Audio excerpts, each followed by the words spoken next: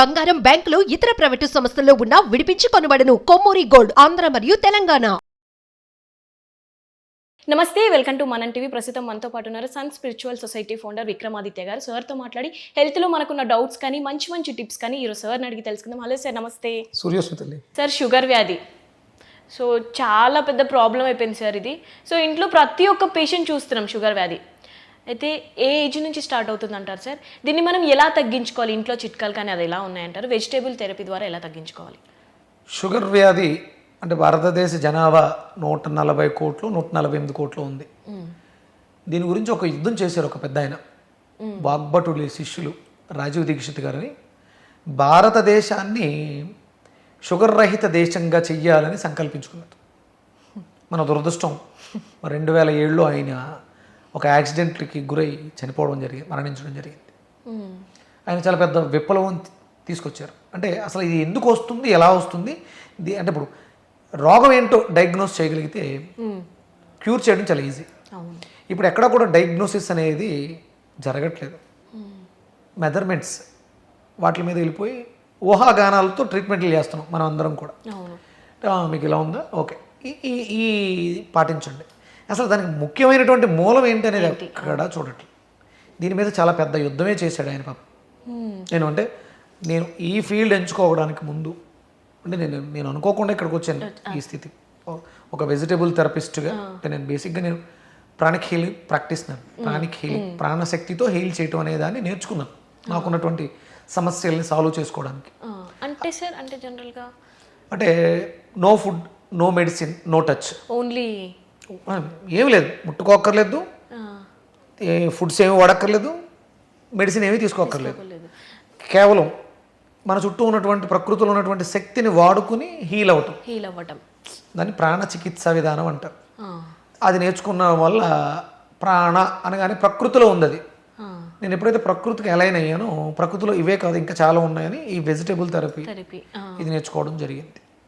ఇది నేర్చుకోవడానికి ముందు నేను ఎక్కువ రాజీవ్ దీక్షిత్ గారి ఆడియోస్ విన్నాను. ఆయన అంటే లక్కీగా ఎవరో ఆయన చెప్పేటప్పుడు దాన్ని రికార్డ్ చేశారు. రికార్డ్ అయిన హిందీ వెర్షన్, ఆయన హిందీ గుజరాత్, ఆ వెర్షన్ని తెలుగులో ట్రాన్స్లేట్ చేశారు. మనకి డైరెక్టర్ వివి వినాయక్ గారు ఆ సిడీస్ పంచిపెట్టారు. ఇది అందరికీ తెలియాలి, మంచి విషయం అని చెప్పేసి. చాలా పెద్దది, 8 hours 8 గంటల సేపు ఉంటుంది ఆ వీడియో, ఆడియో. ప్రతి పిన్ టు పిన్ ప్రతిదీ ఆయన డిస్కస్ చేశారు. రాజీవ్ దీక్షిత్ గారు ఏ రోగం ఎందుకు వస్తుంది అంటే ఆయన ఏమంటాడంటే 85% నీకొచ్చే సమస్యలకి నువ్వే డాక్టర్వు, 100% నీకు నువ్వే డాక్టర్. ఒక 15% మాత్రమే విక్రమాదిత్య లాంటి వాళ్ళు, లేకపోతే రాజీవ్ దీక్షిత్, వినాయక్ గారు, ఇలా 15%. ఎందుకు నీకు డౌట్ ఉంది దాని గురించి అడగటానికి ప్రత్యేకమైనటువంటి నైపుణ్యం. ఇప్పుడు నేను ప్రాణిక్ హీలర్ని, దీని ఏమైనా ప్రాణిక్ హీలింగ్తో ఈ ప్రాబ్లమ్ సాల్వ్ చేసుకుందామా, లేకపోతే ఆయుర్వేదం ఈ అందరం కూడా 85% మెడిసిన్స్ మీద ఆధారపడిపోయి ఒక 15% ఆలోచిస్తున్నాం. రివర్స్ అయింది, 85% మందులే మనం ఆధారపడిపోయి. దీనికి ఏం మందు ఉంది, దానికి ఏం మందు ఉంది, మందుల మీదే ఆధారపడిపోయి.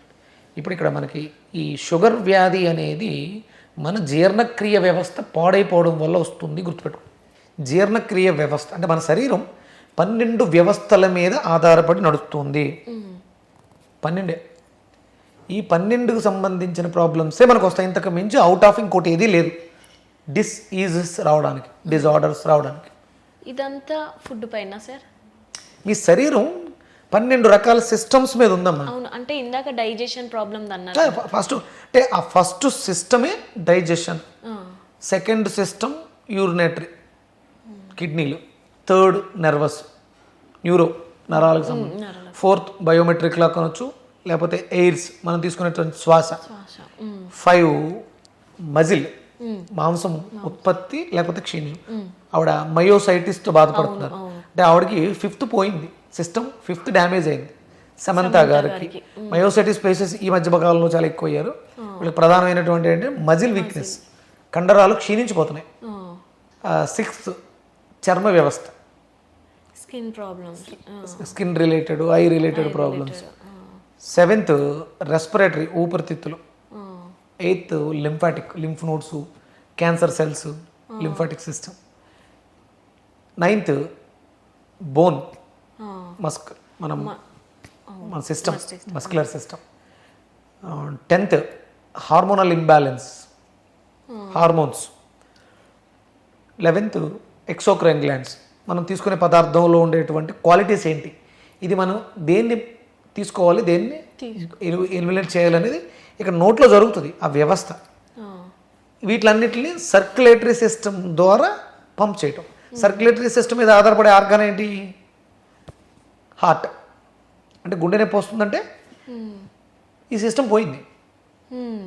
ఆస్మా వచ్చింది, లేకపోతే లంగ్ క్యాన్సర్ వచ్చింది, రెస్పిరేటరీ పోయింది, 7th సిస్టమ్ పోయింది, యూరిన్ రావట్లేదు, లేకపోతే బ్లడ్ ఫిల్టర్ చేయట్లేదు, క్రియాటిన్ పెరిగిపోయింది, 2nd సిస్టమ్ యూరినేటరీ సిస్టమ్ పోయింది, సప్లై సరిగ్గా వెళ్తలేదు, నరాలు అంటే పక్షవాతం వచ్చింది, న్యూరో, అవును, కడుపులో బ్లోటింగ్ ఉంది, నైట్ నిద్ర సరిగ్గా పట్టట్లేదు, 4th పోయింది, మయోసైటిస్ వచ్చింది, 5th పోయింది, జాండీస్ వచ్చినాయి, లివర్ సిరీస్ వచ్చింది, ఫ్యాటీ లివర్ వచ్చింది, పిగ్మెంటేషన్ వచ్చింది, సోరియాసిస్ వచ్చింది, బొల్లు వచ్చింది, 6th పోయింది.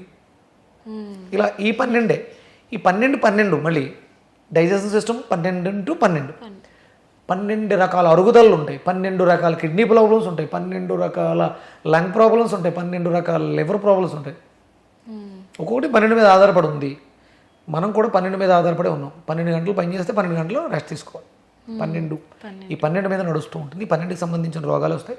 ఫస్ట్ డైజెషన్ సిస్టమ్ అనేది డ్యామేజ్ అయిన తర్వాత మిగతా ప్రాబ్లమ్స్ అన్నీ ఏర్పడతాయి. మనం అది మీరు డైజెషన్ అనేది ఫస్ట్, డయాబెటిక్ అనేది 8th సిస్టమ్, లింపాటిక్, ప్యాంక్రియాస్ పనిచేసే సిస్టమ్. ఇవి రెండు అంటే మనం జ్యోతిష్ శాస్త్రాన్ని కూడా అన్వయించుకుంటాం ఇక్కడ. దీనికి కారకుడు డైజెషన్ సిస్టమ్కి కారకుడు అగ్ని, కుజుడే.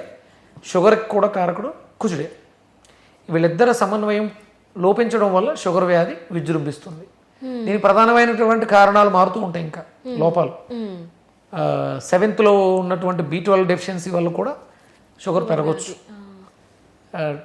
9th ఉన్నటువంటి కాల్షియం, విటమిన్ డి కూడా 8th మీద ప్రభావాన్ని చూపించి షుగర్ రావచ్చు.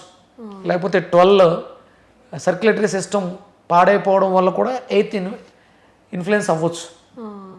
ఇవన్నీ కూడా 12. ఈ 12ని మనం మేనేజ్ చేస్తూ కాంబినేషన్స్.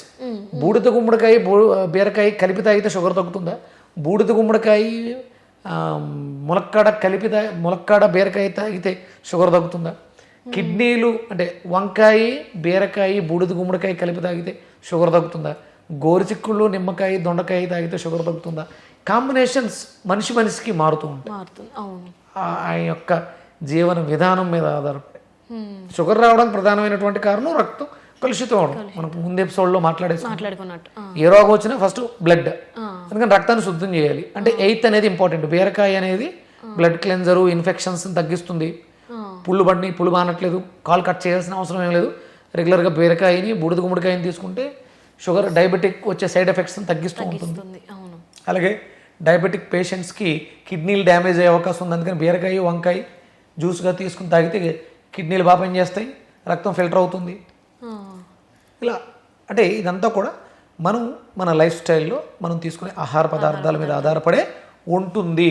మందుల్లో లేదు, మందులు ఏవి కూడా మార్చలేదు. అలా అని చెప్పేసి బీరకాయ ఒక నెల రోజులు ఒక 100 కేజీలు బీరకాయ తాగేస్తే షుగర్ తగ్గిపోతుందా అంటే అప్పటి వరకు డ్యామేజ్ అయినటువంటి డ్యామేజ్ అంతటిని కూడా ఫుల్ఫిల్ చేసేస్తుంది, ఆ ప్రాబ్లం క్యూర్ చేసేస్తుంది. మీ లైఫ్ స్టైల్ మళ్ళీ పాత పద్ధతిలో ఉంటే మళ్ళీ వచ్చేస్తుంది. అందుకని ఇప్పుడు మెడిసిన్ రోజు వేసుకుంటే, జీవితాంతం వాడితే మనకి సైడ్ ఎఫెక్ట్ వస్తాయి. కానీ బీరకాయ రోజు తాగాల్సి వచ్చినా, రోజు తినాల్సి వచ్చినా ప్రాబ్లం ఉండదు. కడుపు నిండుతుంది తప్ప ఎలాంటి ప్రాబ్లం ఉండదు. అందుకని ఆహార పదార్థాలను ఔషధాలుగా చేసుకుని బీరకాయలు, బెండకాయలు, దొండకాయలు రాకన్నా ముందు నుంచే precaution is the better than cure.